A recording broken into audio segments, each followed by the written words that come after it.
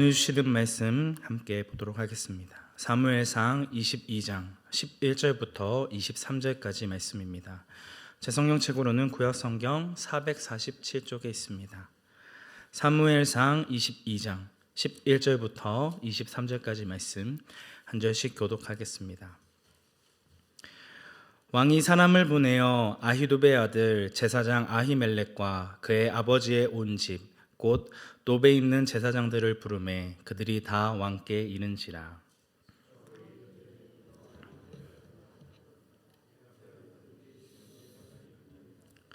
사울이 그에게 이르되 내가 어찌하여 이새의 아들과 공모하여 나를 대적하여 그에게 떡과 칼을 주고 그를 위하여 하나님께 물어서 그에게 오늘이라도 매복하였다가 나를 치게 하려 하였느냐 하니,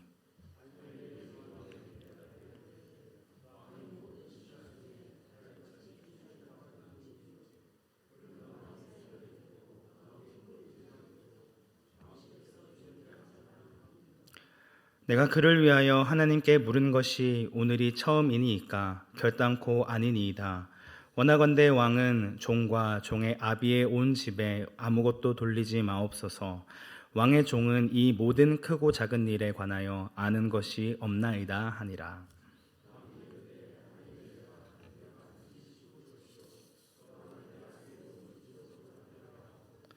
왕이 좌우의 호위병에게 이르되 돌아가서 여호와의 제사장들을 죽이라. 그들도 다윗과 합력하였고 또 그들이 다윗이 도망한 것을 알고도 내게 알리지 아니하였음이니라 하나, 왕의 신하들이 손을 들어 여호와의 제사장들 죽이기를 싫어한지라.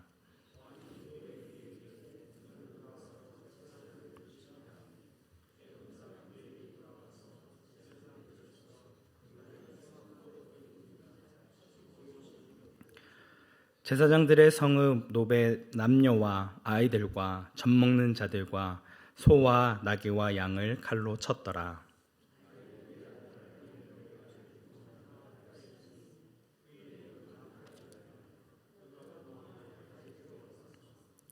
사울이 여호와의 제사장들 죽인 일을 다윗에게 알림해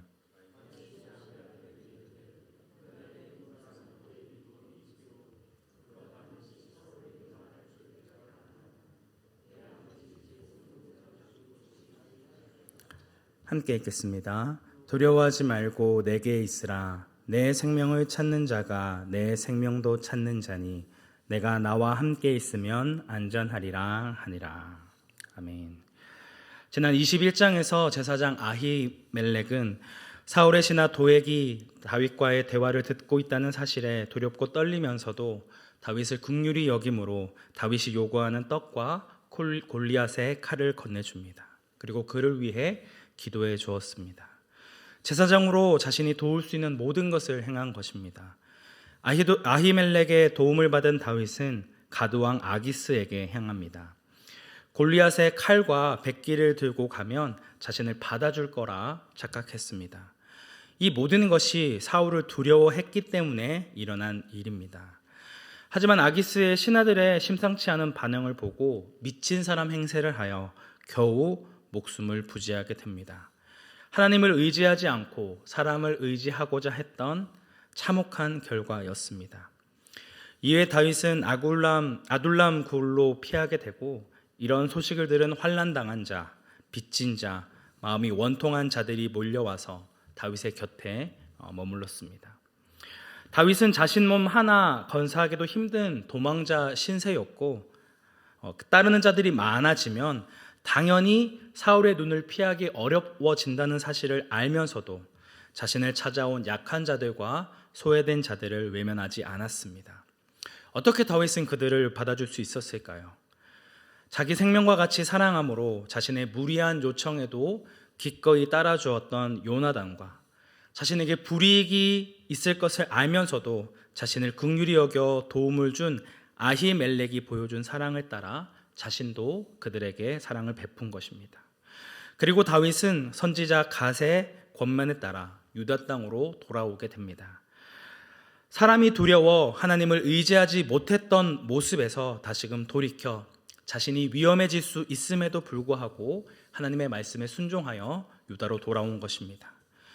다윗이 400명의 무리들과 유다로 돌아왔다는 소식을 들은 사울은 분노하며 자신의 곁에 선 신하들을 책망하며 불평을 쏟아내고 있습니다.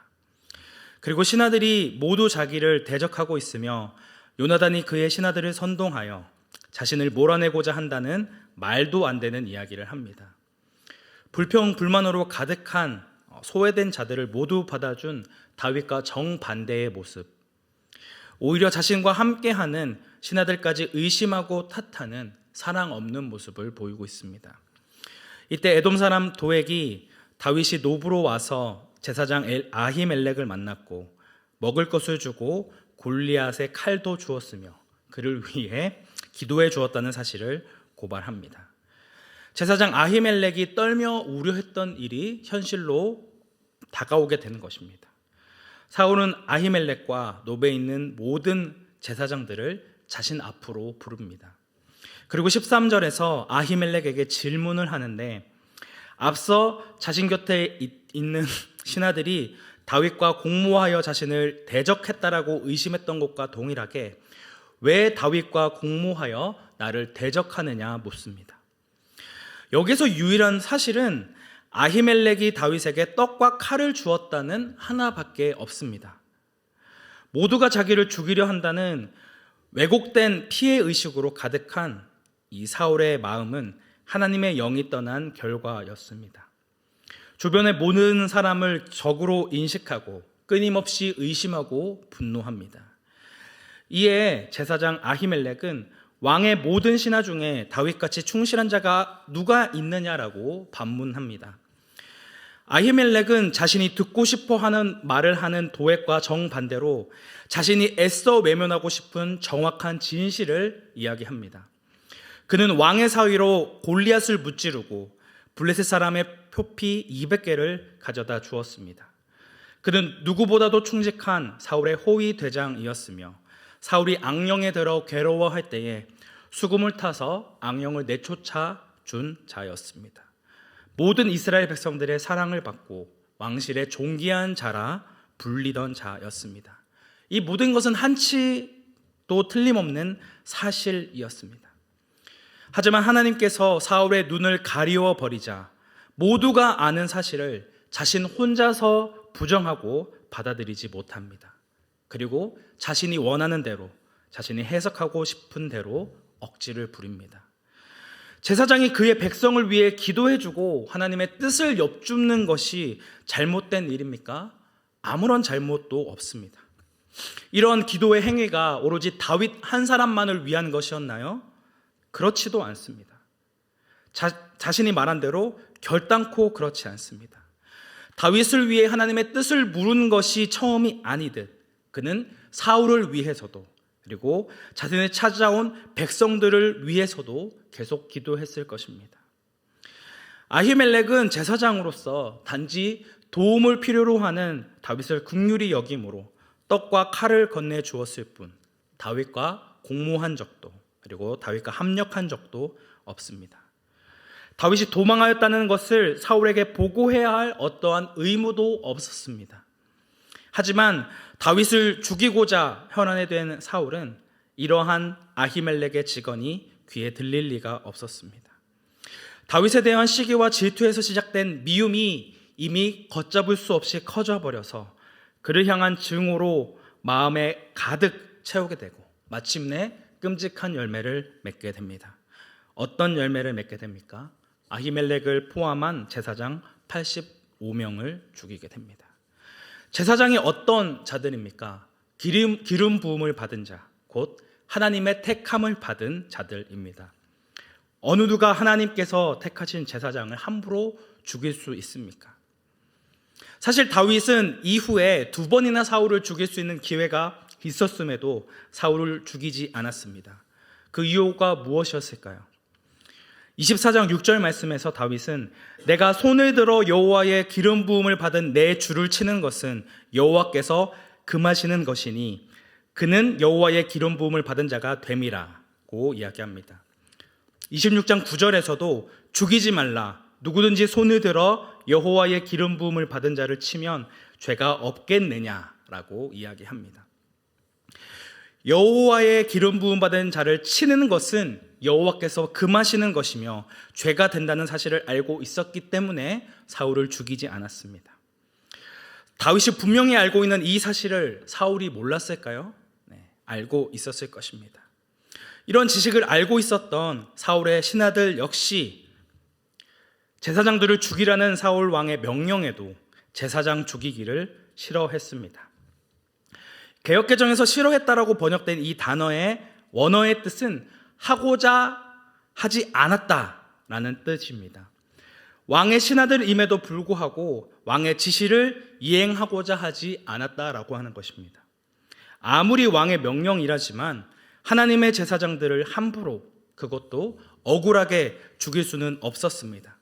너무나도 상식적인 반응, 당연한 행동입니다. 하지만 도액은 에돔 사람, 곧 하나님을 알지 못하는, 하나님을 전혀 신경 쓰지 않는 이방인이었기 때문에 여호와의 제사장들을 죽이는데 아무런 꺼리낌이 없었습니다. 그리하여 사울은 도액을 시켜 자신이 듣고 싶어하지 않은 말을 한 아히멜렉만 죽이는 것이 아니라 다윗과 일명식도 없었던 다른 제사장들까지 모두 다 죽여버립니다. 이것만으로도 엄청난 죄인데 높 성읍에 사는 남녀와 어린아이, 심지어 가축까지 다 죽여버립니다. 성읍 전체를 진멸시켜 버리는 것입니다. 이것은 도액의 단독적인 행동이 아닌 사울의 지시가 있었기 때문에 한 일이라고 밖에는 해석할 수 없습니다.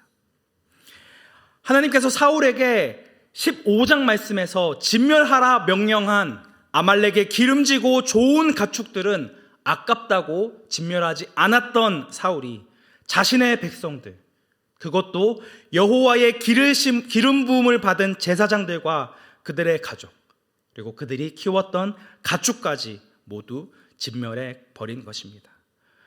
누구보다 백성을 지키고 보호해야 할 왕이 자신의 사명을 잃어버리고 분노로 가득하여 자신의 백성을 아무런 이유 없이 학살합니다.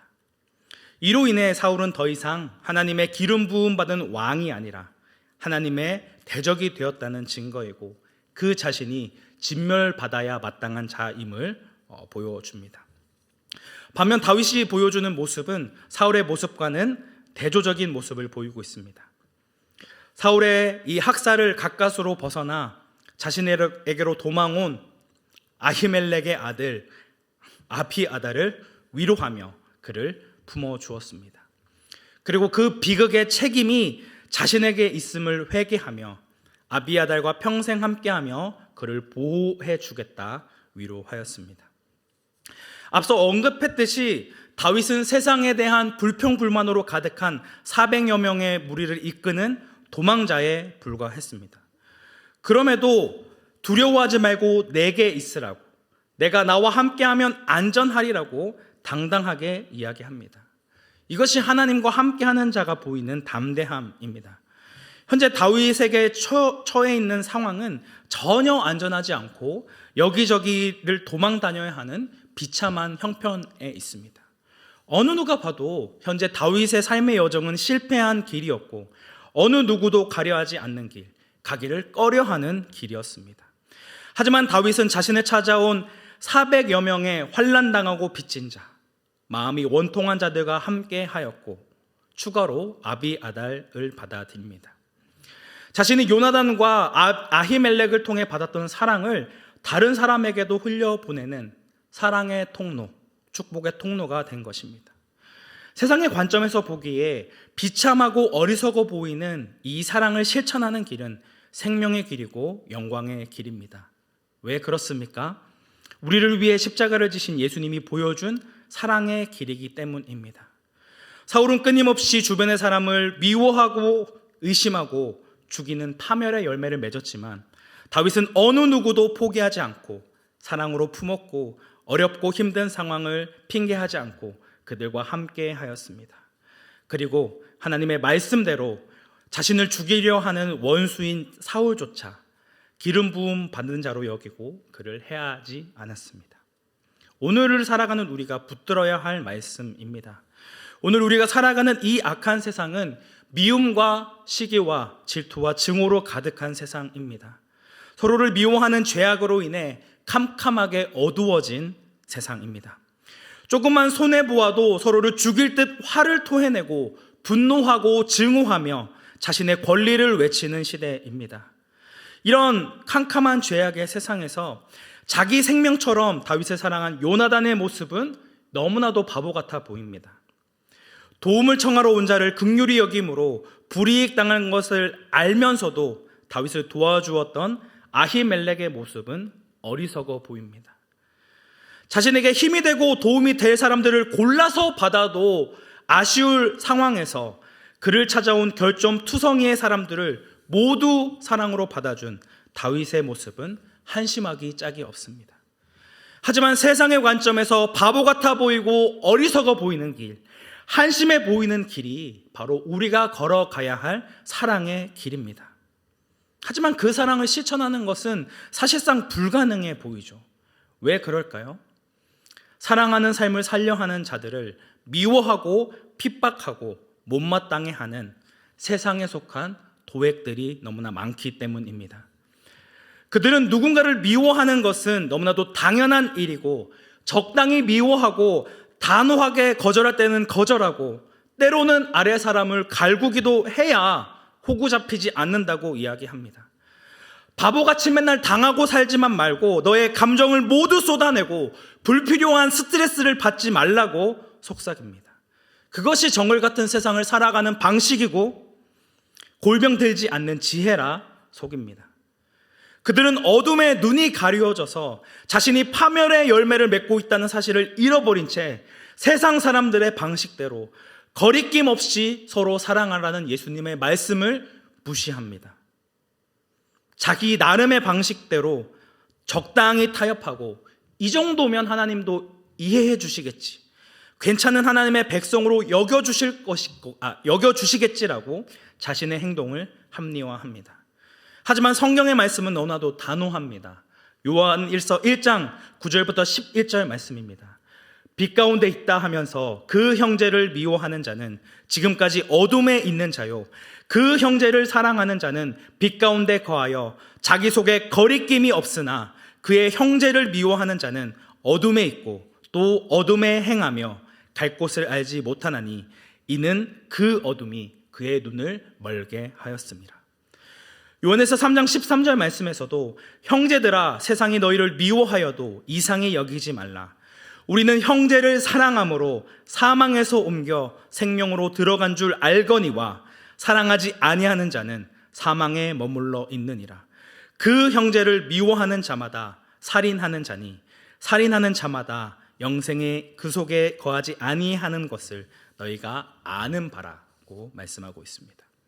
오늘 우리는 빛 가운데 거하는 자입니까? 아니면 어둠 가운데 거하는 자입니까? 형제를 사랑함으로 자기 속에 거리낌이 없는 자로 성령이 맺게 하시는 사랑의 열매를 맺으며 영원한 생명을 누리며 살아가고 계십니까? 아니면 형제를 사랑하라는 하나님의 말씀을 거리낌 없이 무시하고 계속해서 마음속에 상대를 향한 미움과 증오로 가득 채우며 파멸의 열매를 맺는 사망에 머물러 계십니까? 다윗은 하나님을 두려워하지 않고 사람을 두려워함으로 인간적인 방법으로 문제를 해결하려 했고, 그로 인해 자신을 긍휼히 여김으로 도와주었던 아히멜렉과 놉당의 사람들이 끔찍하게 살해당하는 일을 목도하게 됩니다.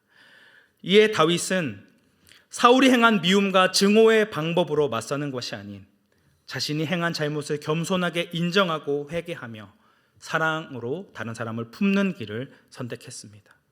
오늘 우리도 마찬가지입니다.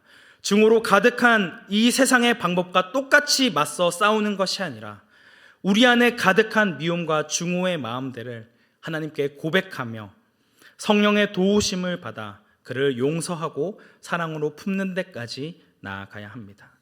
그 사랑의 길을 가는 것이 너무나도 힘들고 어렵다 할지라도 두렵고 떨림으로 하나님의 말씀에 순종함으로 예수님이 걸어가신 그 사랑의 길을 걸어가야 한다는 것이죠. 주님을 따르는 길은 아무나 갈 수 있는 편한 길이 아닙니다. 그분을 따르는 것은 그 사랑의 길을 가는 것은 좁고 협착한 길이기에 그 길을 가는 자가, 택하는 자가 극히 적다라고 말씀하고 있습니다. 사랑하는 성도 여러분, 우리는 어디의 길을 따라가겠습니까?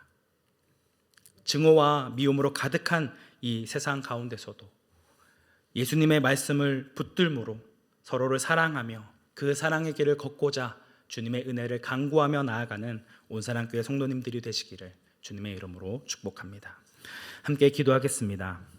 은혜가 충만하신 하나님 아버지, 예수님께서 걸어가신 사랑의 길을 따라 걷는 것은 세상의 관점에서는 바보 같고 어리석은 길 같아 보이고 실패한 자들이나 걷는 무기력한 길인 것 같아 보여도 그 길을 걷는 것이 영원한 생명을 얻는 유일한 길이며 하나님께서 기뻐하시는 길임을 믿음으로 한 걸음 한 걸음 그 사랑의 길을, 그 좁고 협착한 생명의 길을 걷기 원합니다.